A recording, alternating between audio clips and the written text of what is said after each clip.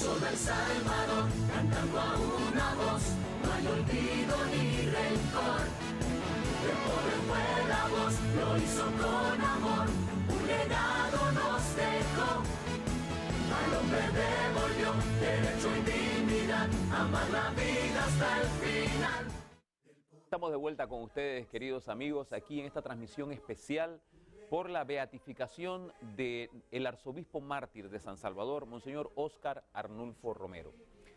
Señor Francisco Fonseca, embajador del Salvador, decíamos hace un momento y conversábamos con el padre Paco sobre lo que representa Romero como llamado de atención a los cristianos, pero efectivamente su mensaje trasciende el tema religioso, o trasciende el espacio de nuestra fe cristiana católica para el mundo. ¿Qué me dice usted? ¿Qué nos dice Romero al mundo secular? Usted que es político, que es un representante de un gobierno, de un Estado, y que además es creyente. ¿Qué nos dice Romero para el mundo secular?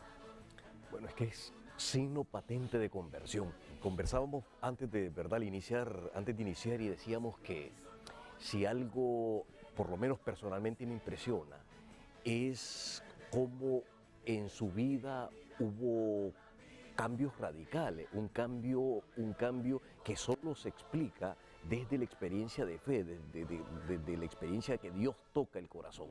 Y yo creo que eso lo tocó a través del pueblo. Exactamente, fue capaz de convertirse. De hecho, pasar de ser una persona catalogada como extremadamente conservador, de hombre de institución, a ser un hombre tremendamente cercano.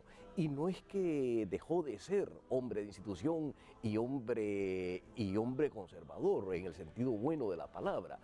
Y bueno, y prueba de ello son sus homilías. Sus homilías son una gran expresión de conocimiento eclesiológico, de teológico, dogmático, pero además de un contenido social claro, profundo, comprometido.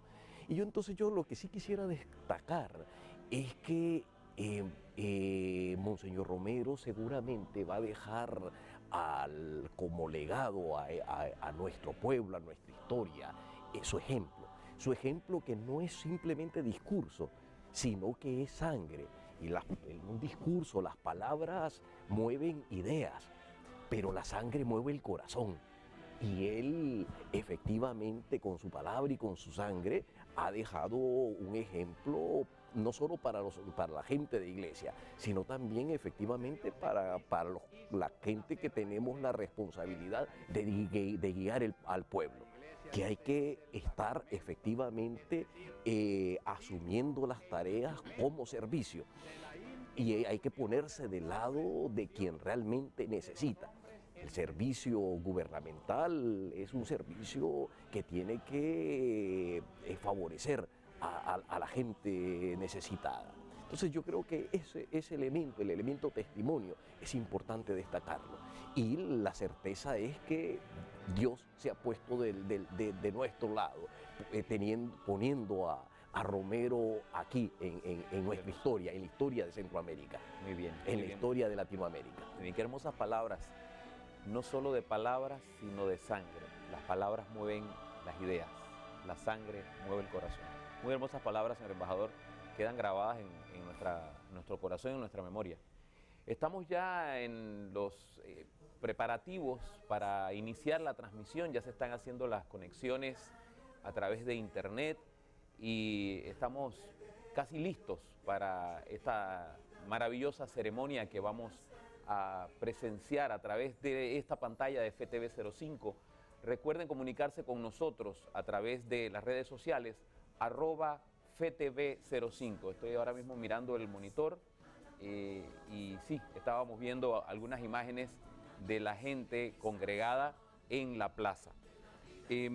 Padre Francisco, estamos entre Francisco, ¿ah?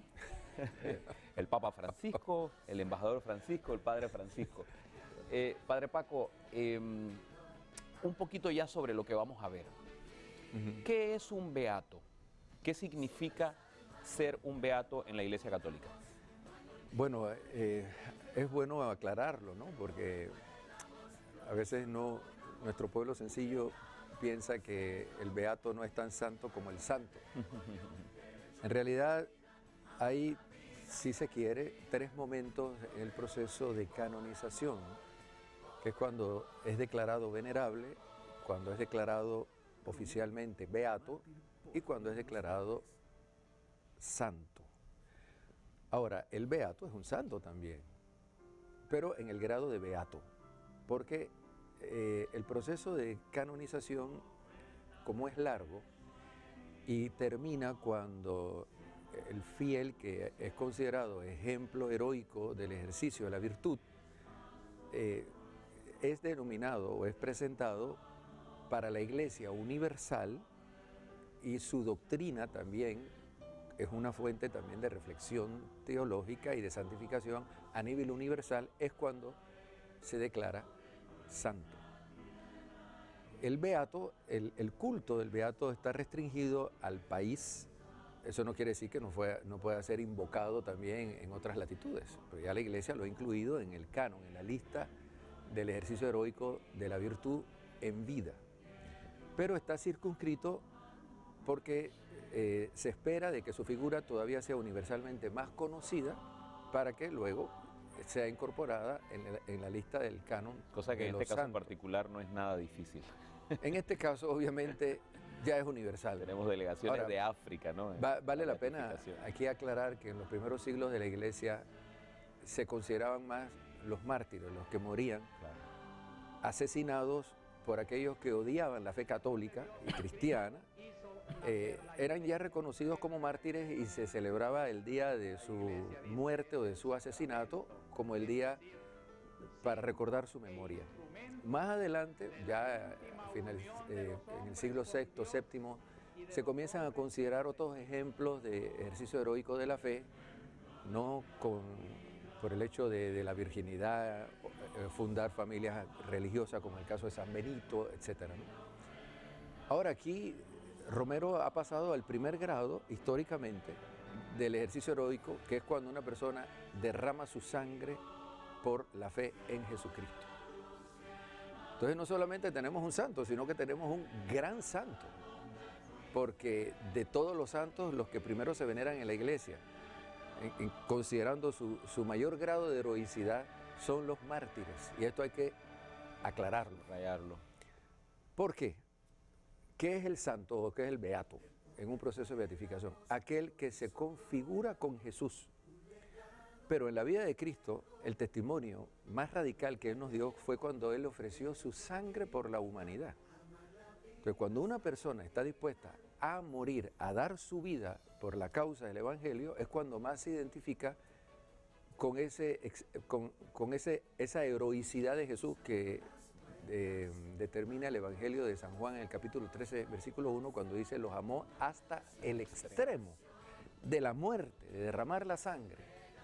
Entonces, en el caso de Monseñor Romero, él no solamente es un santo, sino un santo mártir, que en el elenco de los santos en la Iglesia Católica ocupan siempre el primer lugar.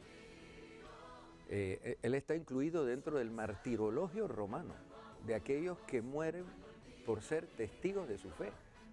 Entonces, no solamente un santo, sino un gran santo, y en el mayor grado de heroicidad de la fe, porque se configura con Cristo con su sufrimiento hasta morir. Entonces yo digo que a partir de esto, bueno, nosotros vamos a tener la dicha en Centroamérica, toda Centroamérica, ¿verdad? Podemos considerarlo como una misma región martirio, con una cierta peculiaridad, tierra de martirio, y tenemos ahora un mártir aquí, ¿no? Que es muy bonito. Y yo quisiera aquí también destacar que hay casi 500 salvadoreños que están en proceso. O sea, no solamente Monseñor Romero es el primero, pero también hay sacerdotes, hay religiosas, hay muchos laicos que se están considerando en el futuro incluirlo dentro de los mártires de la iglesia salvadoreña. Que el día de mañana se hablará de San Oscar y Compañeros mártires, mártires. como en la Guerra Civil Española, ¿no? La Guerra Civil Española nos dio una gran estela de mártires, y aquello que aparentemente era derrota fue victoria, ¿no? Y es victoria. O sea, fíjense, todo esto fue un show, una comedia que se hizo, pensando que la violencia, que el terror, que el miedo iba a triunfar. Y ahora todos esos protagonistas de la muerte pasan como personas propulsoras de la mentira, del mal, de la opresión. Y Monseñor Romero permanecerá en los altares hasta la segunda venida de Cristo. Entonces lo tenemos como un ejemplo, y yo pienso que debemos tener ya sus imágenes en nuestras casas, en nuestras parroquias. En Panamá ya se debe pensar en abrir parroquias dedicadas a San Óscar Romero, ¿no? Porque el proceso continúa, y el Papa dijo que él desea que lo más pronto sea ya considerado también santo, ¿no? Y que se hable pronto de San Óscar en nuestra iglesia latinoamericana. Quiero aprovechar la oportunidad para invitar a los televidentes a que adquieran Panorama Católico mañana domingo en sus parroquias, porque precisamente trae un reportaje sobre la visita de nuestros pastores a El Salvador, a este gran evento, entrevistas a algunos de ellos, y se destacan estos distintos aspectos sobre Monseñor Romero, incluso testimonios personales de quienes lo conocieron. Creo que Monseñor Pedro Hernández tuvo la oportunidad de conocerlo personalmente, el obispo del Vicariato Apostólico del Darién. Así que los invitamos a todos a adquirir Panorama Católico mañana para tener ese y tanta formación e información que nos brinda este semanario de la Iglesia. Les recordamos nuevamente redes sociales, @FTV05 para recibir sus comentarios. Nos vamos a un pequeño cambio y regresamos en breve.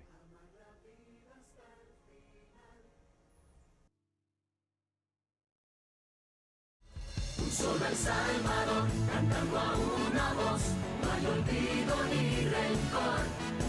El pobre fue la voz, lo hizo con amor, un legado nos dejó. Al hombre devolvió derecho y dignidad, amar la vida hasta el final.